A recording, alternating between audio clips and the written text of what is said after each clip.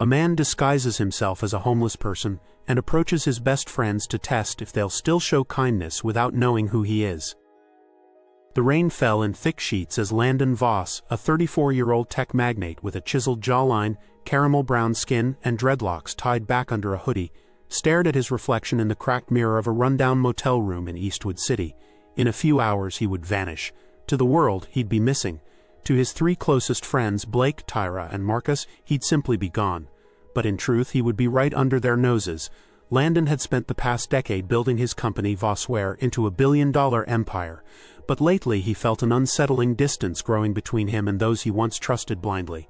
Were they truly his friends, or just enjoying the perks of being around him? To find out, Landon had a radical plan. For 1 month he would disappear and assume the identity of Charlie. A homeless man with weathered clothes, a thick scruffy beard, and a cardboard sign. No one would recognize him. No one would know. It wasn't just about trust, it was about heart. And by the end of this experiment, Landon would learn who cared for the man, not the money. Landon stepped out of the motel at dawn, unrecognizable. He now wore torn jeans, a stained jacket 2 sizes too big, and rubber sandals with no soles. His beard, made from synthetic fibers and glued expertly, hung rough and ragged. The final touch, a deep fake scar across his right cheek, created by a makeup artist he paid off to keep silent. He clutched a cardboard sign that read, "Need food, anything helps, God bless." As he looked in the mirror once more, he couldn't believe the transformation. From corporate boardrooms to cold sidewalks, the change was more than physical. It was emotional. Charlie, his alter ego, was born out of necessity, but also fear. What if his friends failed this test? What if their kindness depended on his bank account? He mapped out their routines. Blake jogged through downtown daily. Tyra volunteered every Friday at the local shelter. Marcus passed Eastwood Station on his commute. He would position himself where they couldn't ignore him, not completely. With a deep breath, Landon Voss, the millionaire, ceased to exist. Charlie, the homeless wanderer, took his place. And so began the test that would either heal or break his heart. On day 3 of his vanishing, Landon waited at Harbor Park, knowing Blake Harrison, his gym-obsessed, sharp-tongued college buddy, would jog by around 7 a.m. The sun was just breaking over the skyline when he spotted Blake's familiar tall figure, muscular build, dark skin glistening with sweat, and wireless earbuds in place. Charlie sat with his head bowed, sign facing outward. As Blake neared, Landon's heart raced. Would his friend stop, say something? Blake slowed, frowned slightly, then reached into his shorts pocket. A $5 bill fluttered down into Charlie's lap. "Hope you get a hot meal, man," Blake mumbled without making eye contact and continued jogging. It wasn't nothing, but it wasn't recognition either. And it wasn't warmth. Landon sat in stunned silence. Had his presence already been reduced to a pit stop of pity? This wasn't a fail, not entirely, but it was cold, mechanical. The same friend who'd once cried laughing with him at late-night pizza runs couldn't even look him in the eye. Charlie folded the bill and tucked it away. 1 friend down, 2 more to go. Tyra Langston, 32, caramel-toned with long curly auburn hair and sharp green eyes, arrived at the Eastwood shelter every Friday like clockwork. She wore her signature tan coat, gold-rimmed glasses, and a warm smile. Tyra was the one friend Landon always considered the most empathetic, his moral compass, his sounding board. Charlie waited by the shelter entrance with his usual sign. He watched as Tyra handed out sandwiches and greeted regulars by name. She was sunshine wrapped in service. Then their eyes met, or so he thought. Tyra's gaze swept across him with practiced neutrality. She handed him a wrapped sandwich. "Stay warm out here, okay?" she said gently, her voice kind but distant. "Thank you," Charlie rasped. She nodded and moved on. Landon bit into the sandwich, peanut butter and jelly. Familiar. She used to make them for their brainstorming sessions. His chest ached. Had he truly disappeared that easily from her life, or was she just guarding herself from too much feeling? Still, she had smiled. She had fed him. Maybe not all was lost. Marcus Gentry, 35, dark-skinned, stocky, and always dressed like a banker on Wall Street, even in summer, was the last of the trio. Landon had known him since childhood. If anyone would see through the disguise, it would be Marcus. Charlie placed himself at the corner of 5th and Crown where Marcus crossed daily. On Monday morning, Charlie watched from under his hood. The crosswalk signal blinked red, and soon enough Marcus arrived. Gray blazer, blue tie, briefcase, and coffee in hand. As Marcus waited for the light, Charlie coughed deliberately. Marcus turned, his eyes met Charlie's for a split second. Landon's heart pounded. Recognition, alarm, but Marcus looked away, checked his phone, and stepped onto the street. Nothing. Not a dollar, not a nod, not even a flicker of familiarity. Charlie stood there for minutes after, as cars honked and people flowed by. The sting wasn't from the cold. It was the indifference, the silence between old brothers, 3 tests, 3 results, and yet the answers had only started revealing themselves. The rain poured again 2 nights later, and Landon, now deep into his role as Charlie, found himself huddled beneath an overpass with a soaked blanket clinging to his back. His fingers were stiff, his feet numb. Reality was beginning to blur. This wasn't just a test anymore. It was a confrontation with a world he'd never known, one his wealth had always shielded him from. He stared at a trash bin burning nearby, watched as 2 other men warmed their hands over the flames. They shared what little they had, a can of soup, a dented thermos of bitter coffee. They didn't know who he was, yet they gave. No hesitation, no conditions. Landon couldn't stop thinking about how different the reactions of his friends had been. Blake gave money without humanity. Tyra gave food without recognition. Marcus gave nothing, just silence. Oddly, these strangers beside him gave him more than all 3 combined. Dignity, company, a reminder that value doesn't come from who you are, but how you treat others. He realized then that maybe he wasn't just testing them, he was discovering himself. Friday came again. Charlie returned to the shelter's edge, more disheveled, more real than ever. Tyra arrived as usual, arms full of care packages, but this time she paused when she saw him. Her brows knitted. She knelt beside him. "You've been here a few days now," she said. "What's your name?" He hesitated. "Charlie. I've been thinking about you," she said softly. "You remind me of someone." That caught him off guard. A spark, a shadow of recognition. Tyra reached into her bag. "Take this. It's a hygiene kit and some socks. And if you're willing, the shelter's therapist offers sessions, just in case you need to talk." Her eyes were warm, searching. "You know," she continued, "sometimes people go through things they can't say out loud." Landon's throat tightened. Tyra's kindness was real. It didn't depend on his status, but her sadness, it felt like she missed him. Not Charlie, but Landon, as if she could feel his absence. He wanted to scream who he was, tell her everything, but he couldn't, not yet. This test still had days to go, and he had more to learn. On day 15, Charlie was kicked awake by a security guard outside a luxury hotel. "You can't sleep here," the guard barked. "Move along or I'll call the cops." Landon stumbled up, heart pounding, hands trembling.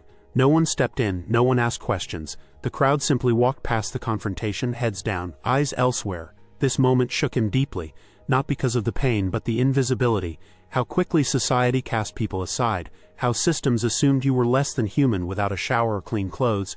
He thought of how Marcus walked by, how Blake didn't look up, how Tyra was the only one who made him feel seen, and how these strangers on the streets who had less than anyone shared their warmth without a second thought. This wasn't just a test anymore.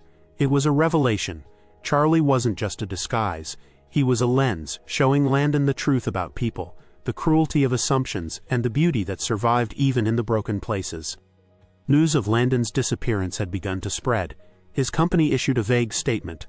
Articles popped up online speculating about foul play, a secret illness, even a possible retreat for mental health clarity.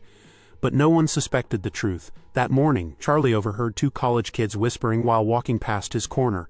"Isn't that where Landon Voss's office used to be?" one said. "Yeah, crazy, right? Dude just vanished." Charlie's ears perked. He was still missed, publicly at least.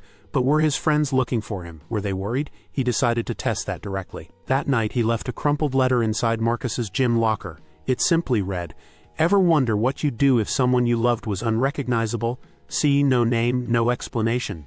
Just the nudge." He wanted to see if Marcus would connect the dots, or if he'd ignore it like everything else. The real test was no longer just about kindness. It was about memory, loyalty, soul. The following evening, Charlie returned to the street near Marcus's condo.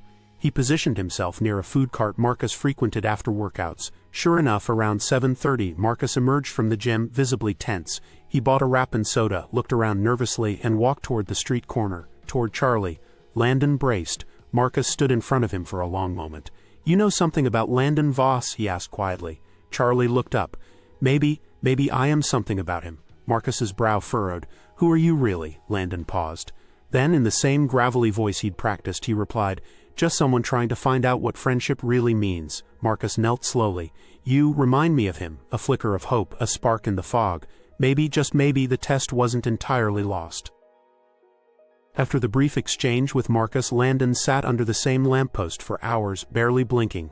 Marcus had seen something, perhaps not the truth, but something familiar, yet he still hadn't said the one thing Landon needed to hear.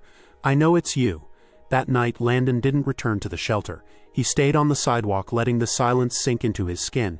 The pavement felt colder than usual, not physically, but emotionally. His disguise had stripped him of more than his name, it had stripped him of connection. In the distance he could see Tyra across the road, exiting a late meeting at the nonprofit she worked at. She didn't see him this time, or maybe she didn't recognize him anymore in the dim light, slumped and still. The longer he stayed in the role of Charlie, the more he feared he might become him, not just in appearance but in soul. The line between identity and illusion was starting to blur. How much longer could he pretend? How much longer could he go unseen by the people who used to be his world? The next morning, Landon wrote another note. This one was meant for Tyra. He remembered the park bench where they used to meet on Sunday mornings, coffee in hand, arguing about books and business ethics. She called it their idea lab. That's where he left the letter, tucked beneath the edge of the bench, wrapped in a paper napkin. Do you still believe in the goodness of people, or has life worn that part of you down? See, he knew it was cryptic, maybe even confusing, but he needed her to remember, not just him, but the idealism they once shared. The belief that people, stripped of their layers, were still inherently good. Later that day, he watched from across the street as Tyra found the note. She read it twice, then held it to her chest. Her eyes scanned the park, searching for a clue, a ghost, a familiar face. She didn't find one. But she didn't throw the note away either. Instead, she slipped it into her coat pocket and walked away with a troubled expression. That night, as temperatures dropped, one of the men from the overpass, Eddie, a grizzled 60-something Vietnam vet, offered Landon a spot near his fire. You look more lost than most, Eddie grunted, sipping lukewarm soup from a tin can. But you still got soul in your eyes, haven't seen that in a while. Landon, humbled by days of raw discomfort and emotional turmoil, didn't respond at first. But when Eddie asked what had brought him to the streets, Landon whispered, I needed to know who cared. Eddie snorted. Ain't that the million-dollar question? That made Landon smile, if only briefly. These men, people without addresses, without resumes, without recognition, had become his community. They shared not out of surplus but out of heart, no status, no pretense. Landon had never felt so poor in luxury and so rich in rags. That night Eddie gave him half a blanket. Doesn't look like much, he said, but keeps the ghosts away. Landon didn't ask what ghosts, he knew his own were already piling up. On day 25, everything snapped. A teenager threw a cup of soda at Landon from a passing car.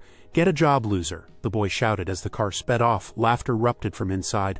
The liquid hit Landon square in the chest, soaking his jacket, his cardboard sign, his pride.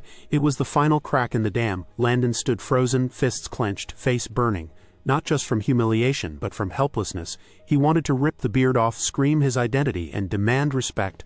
But would that change anything? He didn't just feel hurt. He felt ashamed. For all the times in his real life he had walked past people like Charlie, unseen, judged, unacknowledged. That night he wept under the overpass, not as a man in disguise, but as a man undone. For the first time he wasn't sure if the test had any meaning anymore. But then in the darkness, Eddie's voice cut through. Pain is proof you still care, and that somehow gave him strength. Day 28, nearly a month of dirt, cold, isolation, and heartbreak. Landon stood outside Tyra's apartment just before sunrise. He wasn't dressed as Charlie today. He had rented a private room the night before, showered, shaved, put on fresh clothes, a simple black jacket, jeans, and white sneakers. He still looked tired, worn. But he looked like Landon again. He clutched a small envelope in his hand, the final piece of the puzzle. Inside was a note for Tyra, a photo of the three of them from their early startup days, and a short confession. I've been on the streets, watching, learning, hurting. I needed to know who loved me without knowing it was me. I know who you are now, the real you. He slid the envelope under her door and walked away slowly, heart thudding. Tomorrow everything would change. He didn't know what Tyra would think, or how Marcus and Blake would react when he confronted them. But it was time. The test was over. The next morning Tyra opened her front door to find the envelope waiting like a quiet whisper from the past. She paused, heart thudding, recognizing the handwriting instantly. Landon's. Her fingers trembled as she opened it. Inside, she found the photo Landon, Marcus, and herself in their early 20s, sitting cross-legged on the floor of their first shared office, pizza boxes stacked beside laptops. They had believed they could change the world. Then the note, short, direct, earth-shattering. Her hands flew to her mouth as she read. Tears spilled without restraint. He had been there. The man she handed sandwiches to. The man she smiled at through the fog of familiarity. She hadn't imagined it. Tyra collapsed into her couch, the photo pressed to her chest. Her first reaction was guilt. Had she done enough? Had she truly seen him? Or had she allowed herself to see only what was comfortable? But deeper than guilt was relief. He was alive, he was safe, and she had a second chance to tell him everything she hadn't said in years. Tyra picked up her phone. Her fingers hovered over his name. then stopped. No, she'd go to him in person. Landon returned to the Vossware headquarters that afternoon, still dressed simply, a shadow of his previous self. Employees gasped. A few burst into tears, and whispers erupted like wildfire. He hadn't died. He hadn't run away. He had been among them, watching. He walked straight into the executive conference room where Marcus and Blake were in the middle of a leadership strategy meeting. Marcus froze, eyes wide, mouth parted. Blake dropped his pen. Landon stood silently for a moment, then said, "You both failed the test." Blake jumped to defend himself. "What test? What the hell are you talking about? You just disappeared." Landon turned to Marcus. "You looked at me and turned away. I was your friend, your brother." Marcus swallowed hard. "I didn't know. I thought maybe, but what? You didn't want to get involved. You didn't want to be uncomfortable." Landon's voice cracked, not with anger but with heartbreak. Blake scoffed. "So what? You dressed up as a homeless guy and judged us for not recognizing your disguise?" "No," Landon said, eyes shining. "I judged you for seeing a man suffering and doing nothing." Silence choked the room. Moments after Landon stormed out of the conference room, Tyra arrived at the building. She looked different, calmer, more grounded, but her eyes still held the same fire he'd always known. She found him in the hallway, leaning against a wall, drained. When she saw him, she didn't speak. She walked straight into his arms and held him.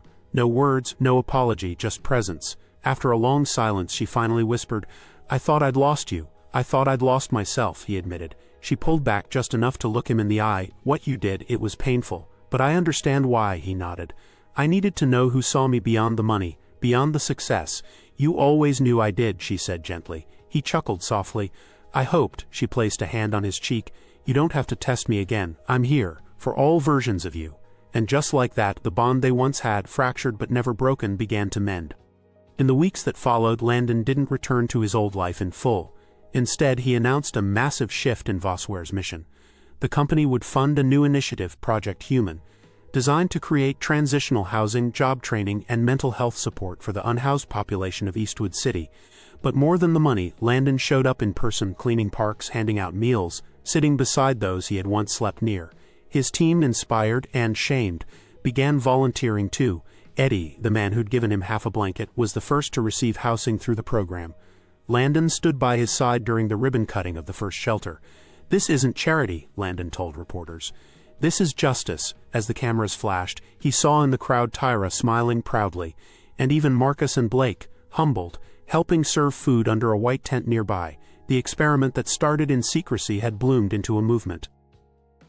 1 month after returning, Landon returned to the same overpass where Charlie had been born. The spot was empty now. No trash fires, no damp blankets, no Eddie. He sat on the ground alone for a few minutes, letting the wind wrap around him.